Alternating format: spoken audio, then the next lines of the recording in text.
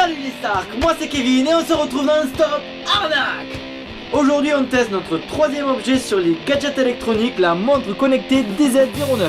Tout d'abord, j'ai gagné cette montre sur Topater. Non, c'est pas un placement de produit. Je dis gagner, mais c'est un abus de langage parce que j'ai tout de même payé cette montre. Et oui, Topater est une application de vente aux enchères, c'est pour ça que j'ai dit que j'avais gagné. Mais est-ce que le prix en valait la chandelle? C'est pour ça qu'on est là aujourd'hui. Tout d'abord, ce qui nous intéresse, le prix. J'ai gagné cette montre pour 9 €, cela nous semble raisonnable. Et c'est là qu'encore une fois, vous me demandez, mais où est l'arnaque? Eh bien, le prix n'incluait pas les frais de port qui sont quand même de 3 €. Et je ne connaissais pas le prix de l'objet sur le marché avant de m'y être intéressé.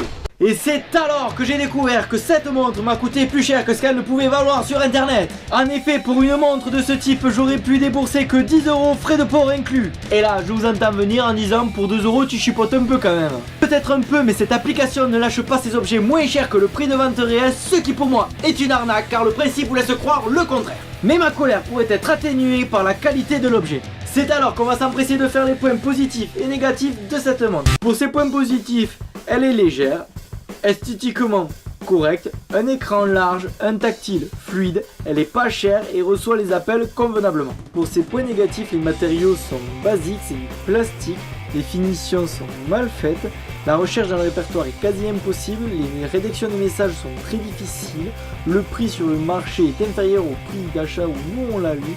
Il n'y a pas de choix de couleur, il faut télécharger des applications supplémentaires pour la faire fonctionner correctement. La qualité de son est médiocre et les images qu'on peut prendre avec l'appareil photo sont déplorables. Ce qui nous fait donc 6 points positifs pour 9 points négatifs, soit une note basse de 4 sur 10 qui est notre première note en dessous de la moyenne. Donc malgré que ce soit une montre connectée qui fonctionne avec iOS ou Android et que son prix est très raisonnable, c'est un bilan plutôt mauvais pour cette montre qui risque de plus prendre la poussière que mes appels. Et c'est sur ce débriefing qu'on se laisse, n'oubliez pas de liker et partager si vous avez aimé la vidéo, laissez un petit commentaire en bas, ça fait toujours plaisir. On se retrouve très vite, bisous à tous et n'oubliez pas que les Stark rétabliront la vérité.